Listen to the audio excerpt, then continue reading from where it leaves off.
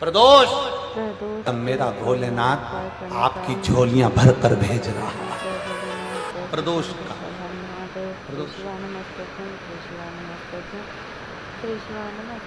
ये 3 समय एक ऐसा समय है, मान लो सुबह यदि आपको समय ना मिले भगवान शंकर का गुणगान करने के लिए, मान लो दोपहर का समय ना मिले शंकर भगवान का गुणगान करने के लिए, तो शिव पुराण कहती है जब सूर्य डूब रहा हो, प्रदोष काल का जब समय हो, तब उस शंकर का गुणगान करो तो सारी जिंदगी तुम्हें किसी के आगे हाथ नहीं फैलाना पड़ेगा। भगवान भोलेनाथ स्वयं तुम्हें उतना प्रबल वैभवपति बना। कितना सुंदर कहा है।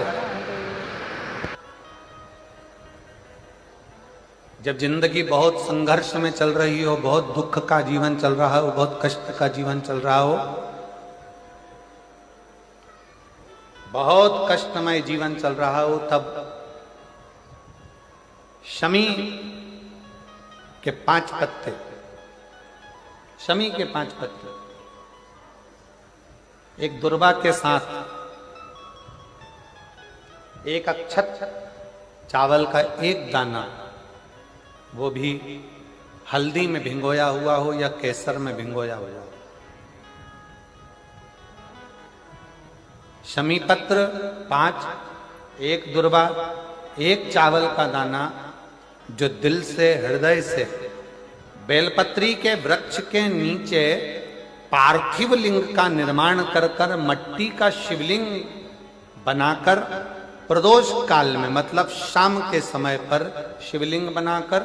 उस पे जल चढ़ाकर, जो ये 5 शमी का पत्र, एक दुर्वा और एक चावल का दाना,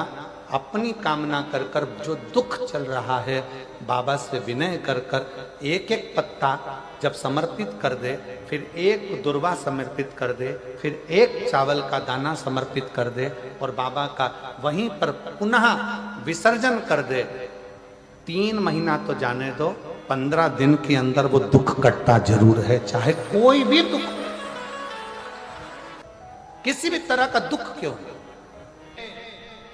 एक बेलपत्र के वृक्ष की परिक्रमा करने वाले को हजारों अश्वमेध यज्ञ का फल प्राप्त हो जाता है, हजारों अश्वमेध यज्ञ का फल प्राप्त हो जाता है। उसी तरह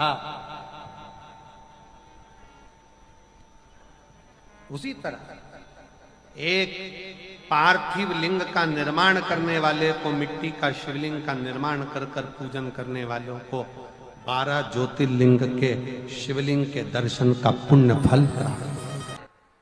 गुरुवार की प्रदोष पड़ती है तो शिव गंगा के स्थल पर निवास करते हैं। गुरुवार की प्रदोष शत्रुओं का नाश करती है। जब जिन्हें अगर तुमको लग रहा है कि मैं दुखों से पीछा छूट ही नहीं रहा, तब उस जगह पर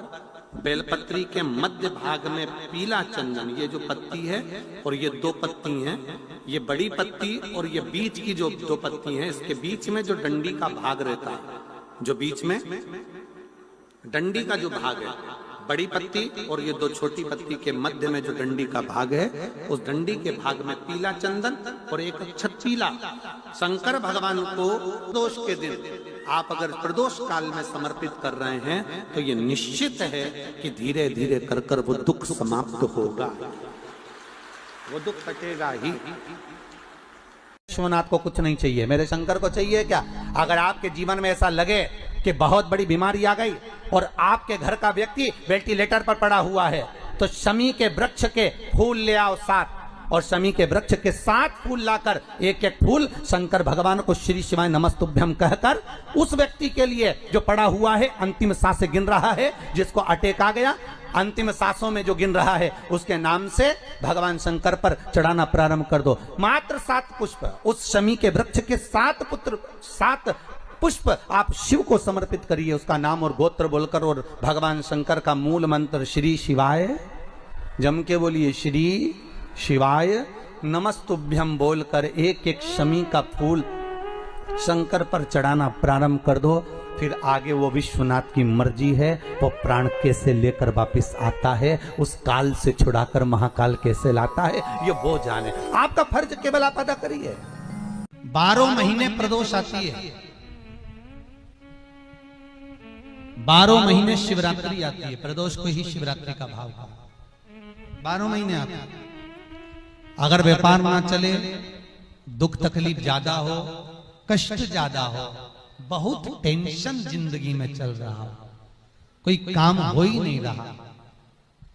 कोई दिक्कत ही दिक्कत है, व्यापार सही ना चल रहा हो, कष्ट ही कष्ट हो, और यहां तक है अगर बीमारी ने भी घेर रखा हो और बहुत जिंदगी में दुख चल रहा हो, कहीं मत जाना, प्रत्येक महीने प्रदोष आती है, हर महीने शिवरात्रि प्रदोष आती है। 1 लोटा पानी, 5 बेलपत्र,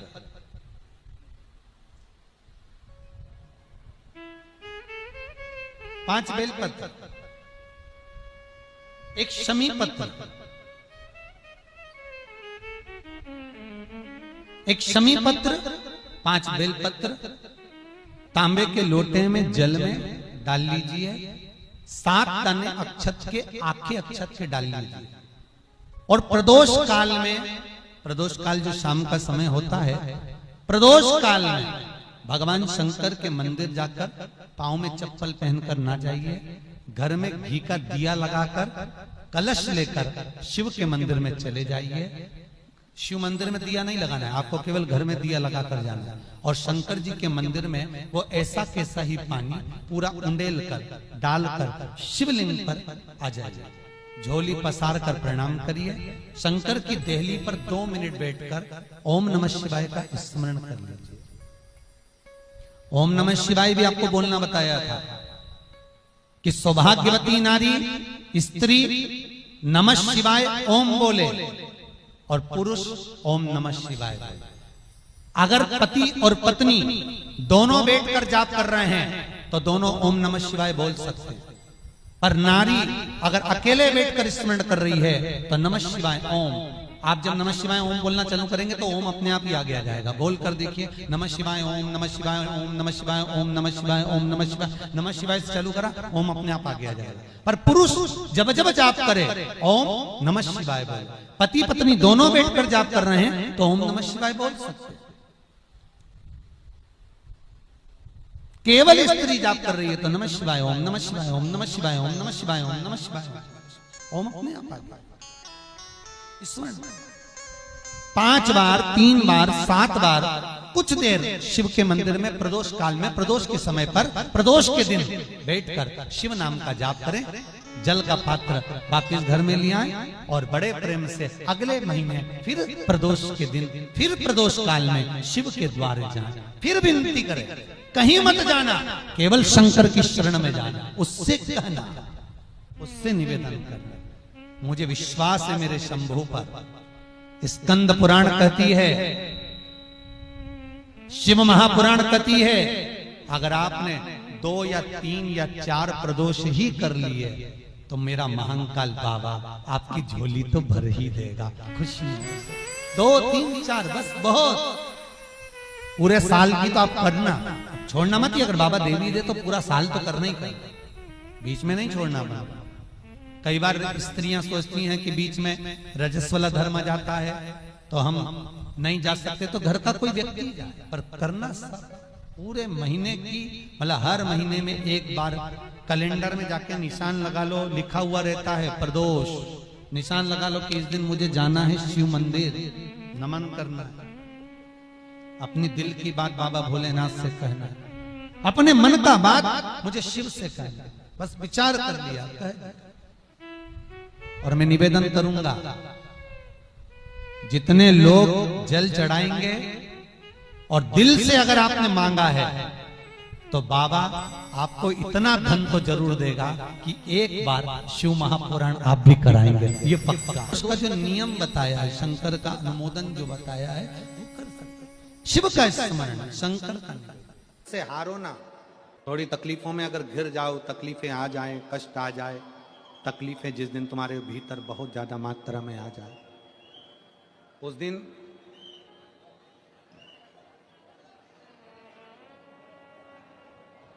तीन बेलपत्र, एक बेलपत्र में पीला चंदन, बीच वाली पत्ती। जिस दिन तुम्हें लगे कि मैं बहुत दुखी चल रही हूं और मेरा काम हो ही नहीं रहा, बहुत तकलीफ की जिंदगी चल रही है, कोई हाथ पकड़ने वाला नहीं है, कोई संभालने वाला नहीं है और बहुत तकलीफ हो गई, बहुत तकलीफ। उस समय पर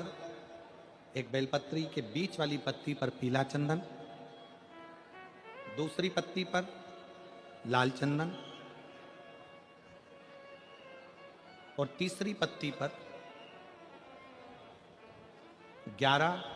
चावल गीले, पानी में उसको थोड़ा सा भिगो लें या धो लें, 11 चावल गीले शिव जी की उस पत्ती पर रखें। सबसे पहला पीला चंदन का बेलपत्र, दूसरे नंबर पर लाल चंदन का बेलपत्र, तीसरे नंबर पर जो 11 चावल आपने धोकर रखे हैं वो हाथ की हथेली में रखना है और हाथ की हथेली में रखकर अपनी कामना कर कर भगवान शंकर से विनय कर कर पंचाक्षर मंत्र नमः शिवाय या षडाक्षर मंत्र ओम नमः शिवाय या श्री शिवाय नमस्तुभ्यम बोलकर उस बेलपत्र पर सीधे हाथ में रखकर उल्टे हाथ का स्पर्श कर कर बाबा से अपने मन के भाव कहकर शंकर के शिवलिंग पर उसे समर्पित कर दीजिए। एक ही लोटा जल, जहां से जल बहता है अशोक सुंदरी वाली जगह, एक ही लोटा जल जहां से जल बहता है उस जल बहने वाली जगह पर 3 बार उस जल को अपनी कामना कर कर श्री शिवाय नमस्तुभ्यम या पंचाक्षर मंत्र या षडाक्षर मंत्र बोलकर 3 बार उस स्थान पर गिरा दीजिए। गिराने के बाद में बाबा से विनय कर कर अक्षत वाली जो बेलपत्र है, एक बेलपत्र और एक अक्षत उसमें से अपने लिए लेकर आ जाओ। उसको 2 महीना 3 महीना अपने घर में रखिए। जितना भी दुख है धीरे धीरे बाबा समाप्त कर कर खुशियां घर में लेकर आता ही है। दुख समाप्त होगा, खुशियां घर में आएगी जरूर। जो बेटियां ससुराल में दुखी हैं, बहुत कष्ट में हैं या आपस में सामंजस्य पति पत्नी का नहीं बन रहा है या कोई विवादित वाली बात है, तो निवेदन है तलाक पर बात को लेकर मत जाना। एक बार बाबा देवाधिदेव महादेव का एक भाव जरूर प्रकट करना। महाराज श्री अवधूतेश्वर महादेव का नाम लेते। कौन से महादेव? अवधूतेश्वर महादेव का नाम लेकर थोड़ी सी मूंग, हरी जो मूंग होती है, उस मूंग को गला लीजिए पानी में। गलाने के बाद में उस मूंग को शिव मंदिर में ले जाकर भगवान जो नंदीश्वर विराजमान होते हैं वहां रखकर 7 बेलपत्र उस मूंग पर चढ़ा दीजिए। चढ़ाकर बेलपत्र मेरे देवाधिदेव महादेव को अवधूतेश्वर महादेव के नाम से समर्पित कर दीजिए। वो मूंग उठाकर गौशाला में या आपके रोड पर कोई नंदी दिख जाए या गौशाला में कोई नंदीश्वर हो तो उस नंदी को वो मूंग खिला दीजिए थोड़ी सी। 3 या 4 प्रदोष करोगे, तलाक तक बात नहीं पहुंचेगी, आपस में प्रेम बढ़ जाएगा, बेटी को सम्मान मिलना प्रारंभ हो जाएगा और टेंशन समाप्त हो, परिवार नहीं टूटेगा। प्रिय है पुष्प में आंक का पुष्प, जो आंकड़े का पुष्प होता है शंकर को बड़ा प्रिय है। और दूसरे नंबर पर शंकर को प्रिय है शमी का पुष्प, बहुत ध्यान देना महाराज। तीसरे नंबर पर शंकर को प्रिय है महाराज सरसों का पुष्प। सरसों होती है ना, जो राई अपन बोते हैं, सरसों बोते हैं, उसमें पीले कलर का जो पुष्प लगता है। हमारा तो निवेदन रहता है जब तक सरसों आए तो प्रयास करा करो कि सरसों के 108 पुष्प शंकर भगवान पर चढ़ाना प्रारंभ कर दो। महाराज ये पक्का है कि वर्ष भर कोई बड़ी बीमारी आपको घेर नहीं सकती। अगर सरसों के फूल शिव को चढ़ रहे हैं तो। और प्रयास करना कि सरसों का जो पुष्प होता है, सरसों का जो फूल होता है महाराज, अगर कोई व्यक्ति को किडनी या लीवर से जुड़ी हुई कोई तकलीफ होती है, या किसी व्यक्ति का एक्सीडेंट हो गया होता है और उसका कोई अंग रह गया हो, कोई शरीर का कोई भाग रह गया और वो काम नहीं कर रहा हो, जैसे किसी के पांव रह जाते हैं एक्सीडेंट के बाद, किसी का हाथ रह जाता है, या कोई अंग काम नहीं कर रहा हो, वहां ब्लड पहुंच नहीं रहा हो, वो जगह एकदम सुन्न हो गई हो, खाली पड़ गई हो, तो उसके लिए शिव महापुराण की कथा कहती है कि सरसों के पुष्प 11 शंकर जी के राइट भाग में, जहां शिव जी के गण दरवाजे के द्वारपाल मणिभद्र जिस जगह पर निवास करते हैं, कौन निवास करते हैं? मणिभद्र। शंकर जी के दरवाजे के द्वारपाल हैं मणिभद्र जी। तो मणिभद्र दरवाजे के द्वारपाल में राइट भाग में मणिभद्र जी विराजते हैं। मतलब राइट भाग कौन सा हुआ? जब आप मंदिर से बाहर निकलेंगे तो राइट भाग, मंदिर में प्रवेश करेंगे जब राइट नहीं होना चाहिए, आप मंदिर से जब जाएं तो राइट भाग।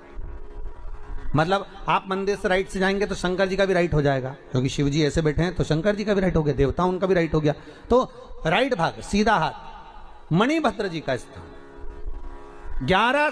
सरसों के पुष्प मणिभद्र के उस द्वार पर आप रख दीजिए,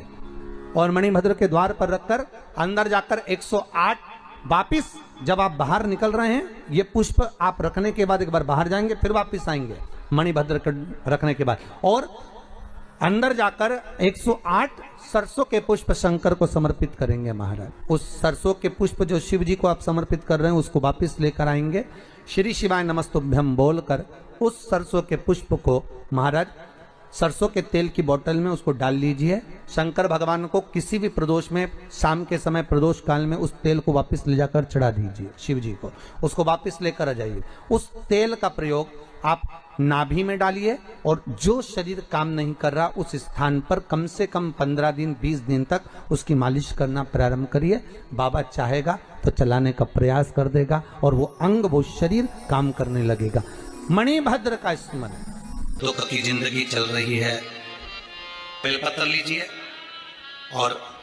7 चावल के दाने इस बेलपत्र के मध्य वाली पत्ती पर रख लीजिए। जो बेटा बेटी बहुत प्रयास कर रहे हो, बहुत कंपटीशन एग्जाम दे रहे हो, बहुत मेहनत कर रहे हो, और उसके बाद भी बहुओं का, बेटियों का, बेटों का अगर कहीं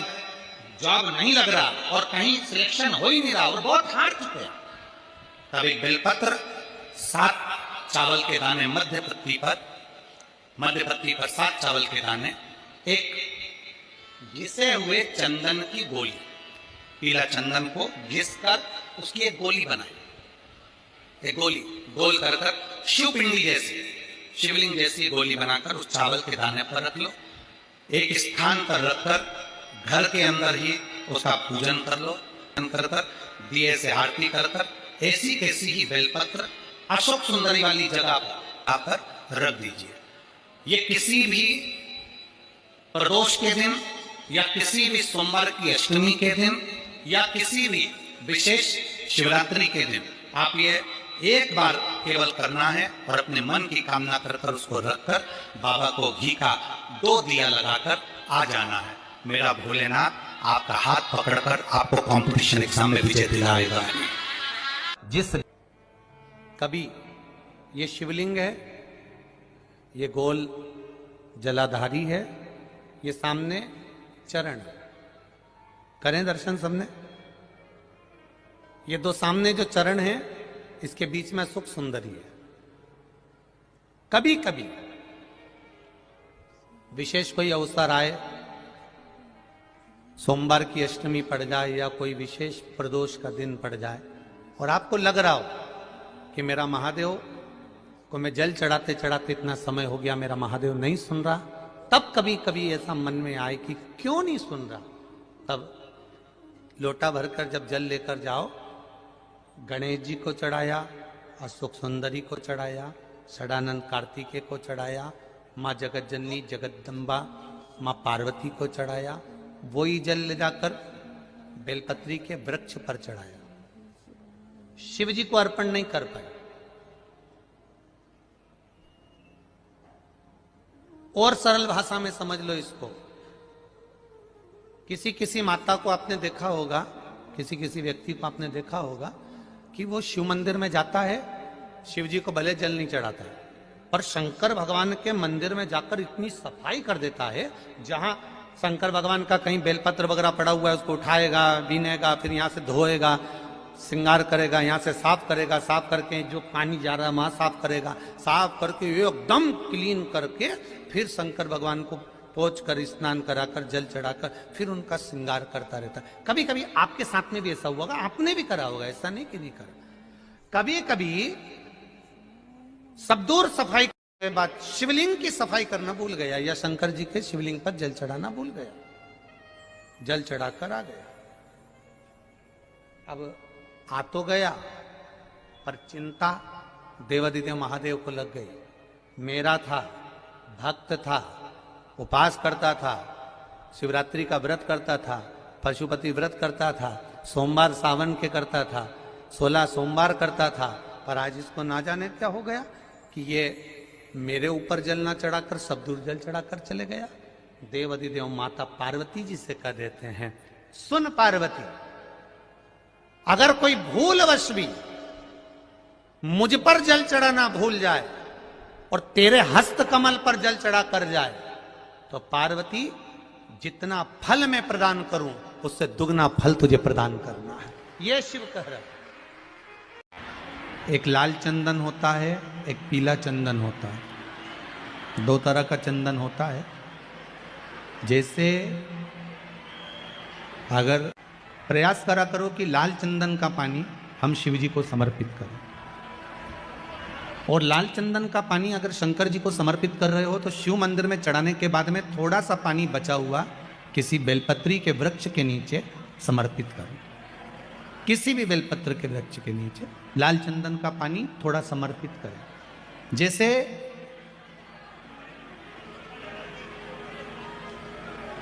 अगर बच्चों का विवाह नहीं होता है, शादी नहीं होती है, तो अपन लोग क्या करते हैं कि भाई एक बेलपत्री का जो पत्ता होता है, उस पत्ते के बीच वाली जो पत्ती होती है, उस पत्ती पर अपन केसर